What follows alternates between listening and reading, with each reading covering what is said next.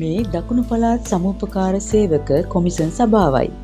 සමූපකාර සේවකයින් වෙනුවෙන් ගොඩනගන ලද මෙම YouTube චැනලයෙන් සමූපකාර සේවකයින් සම්බන්ධයෙන් පැන නගින සියලු කරුණු විටින් විට සාකච්ඡා කිරීමට අරමුණු කරයි.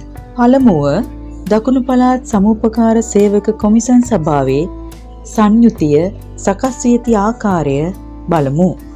දකුණු පළාත් සභාවේ 2019 අංක 5 දරන සමූපකාර සේවක කොමිසම් සභා ප්‍රඥප්තියට අනුව අමාත්‍යවරයා විසින් 5 වන වගන්තියේ විධිවිධාන සැලකිල්ලට ගනිමින් පත් කරනු ලබන සමාජිකයන් තිදෙනෙකුගෙන් කොමිසම් සභාව සමන්විත විය යුතුය. එම සමාජිකයින් වයස අවුරුදු 65 නොඉක්මවන අවම වශයෙන් වසර 10ක්වත් නීතිඥ වෘත්තියේ නියැලුණු නීතිඥයන් විය යුතුය.